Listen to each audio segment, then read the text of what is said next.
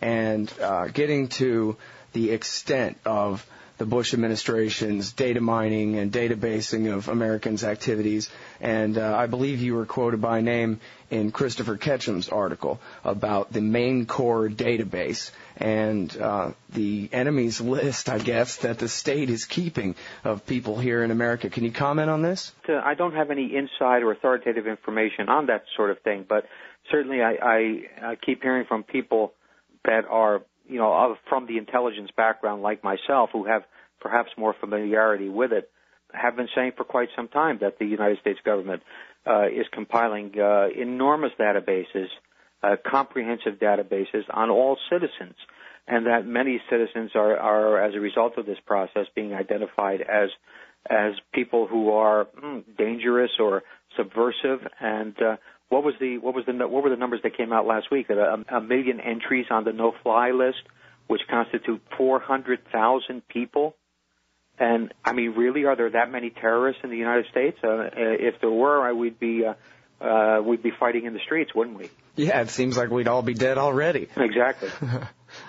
Yeah, so I guess what really is going on here is not only do we have the technological capability to turn the entire Cold War intelligence apparatus toward the American people, but we have the secrecy and the entire complete lack of accountability to go along with that. Yeah, that's the problem. I think all of this comes down to the big word accountability.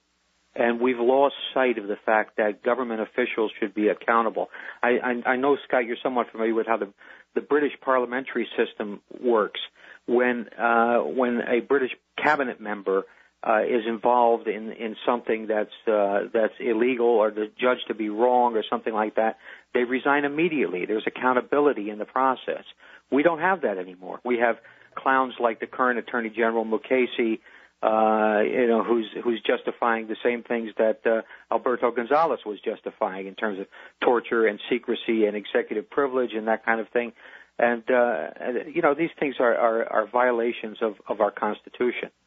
Yeah, and that's the real problem too. Is this isn't just this policy's wrong and this policy's wrong. This is sort of a wholesale assault. They keep drawing the line and then crossing it and then drawing the line and crossing it again just to see how far they can get. And apparently they can go as far as they want. They've had their accountability moment, and there is none. Well, that's clear. I mean, there was an election in 2006 in which it seemed there was an accountability moment, at least in terms of the Iraq War. And but there hasn't been. We're still there. We're still spending $12 billion a month. Americans are still being killed there, and there's no end in sight. And so, you can blame it on the Democrats, but the Democrats are just like the Republicans. They're basically people who are interested in getting into power and staying into power, and they don't really care about the ethics of how they do that or what they do once they're in power. I mean, there are certainly exceptions to that, what I'm saying, like people like Ron Paul and Dennis Kucinich, but they're few and far between. Yeah, it's amazing to hear the discussion about outright admitted violations of the FISA statute, of the torture statutes, and to hear the Democrats saying, Cass Sunstein, an Obama advisor, saying, look, we don't want to criminalize politics and criminalize policy differences. I don't think any of us can use that in court if we're accused of a crime, can we? But, Your Honor, we just, completely twist and ignore this law, and it doesn't even mean what it says anymore. How can you convict me? That doesn't work for us. Yeah, well, the impeachment was inserted in the Constitution because there was a concern by the Founding Fathers that you would get executives who would not basically enforce the law, and that's essentially why it's there. And we have egregious cases of failure to enforce the law on the part of administrations now going back quite a ways, and also, and most particularly with this current administration. And because in politics, all these people, one hand washes the other, Democrats and Republicans alike, and they're not willing to rock the boat to do what's right, and that really is unfortunate. Yeah, it's funny because they're completely willing to rock the boat to do what's wrong. They're willing to shake the whole world up like dice at a craps table and, see what happens.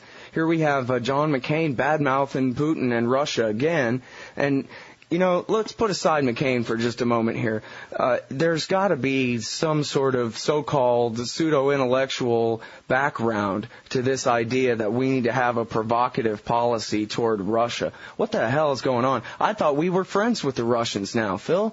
Well, I think this is another neocon policy. The neocons, they're most focused on the Middle East, but they basically see adversaries everywhere, and they believe that the United States should be asserting itself militarily against everybody, just about. And they also have problems with China, I'm sure you've seen. But Russia seems to be the bête noire at the moment, and as you say, it's unfortunate. We have no particular reason to be meddling in Russia's internal politics. Putin had an approval rating, I believe, of 92% when he stepped down as president, and it's up to the Russians to run their country the way they want to.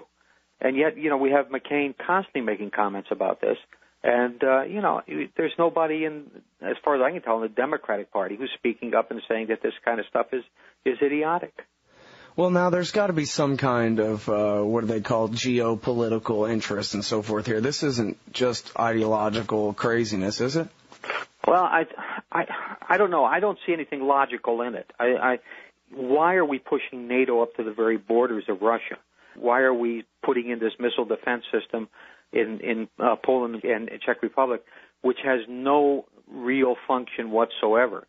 Why are we doing these things? I don't understand it, to be honest, and if there's a geopolitical reason there, I don't see it, particularly now that Russia is asserting itself again, and Russia is a major oil producer, and there are a lot of good reasons to try to be friendly with Russia.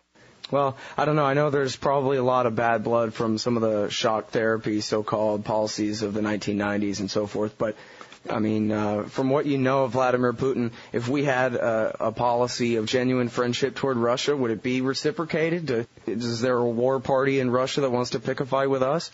There are definitely nationalists in Russia that are just as extreme and just as crazed as nationalists in the United States or anywhere else. But at the same time, I think it was very clear during the first couple years of the Bush administration that Putin was quite friendly and Putin was willing to work in a partnership with the United States on most issues. The Russians, even an issue like terrorism, the Russians, of course, with the Chechens and others, have their own terrorism problem, and there is every indication that the Russians are willing to cooperate right across the board on many of these issues. I don't really understand what is driving this policy of almost deliberate alienation of the Russians. Pat Buchanan speaks out on it quite often, or writes about it quite often. This is just a totally insane policy. Well, and I think it's really important to hear a guy like you, who was a covert CIA operative in Cold War days, somebody like Pat Buchanan, who we all know was a speechwriter for Nixon and still to this day an ardent defender of the Cold War and America's Cold War policies.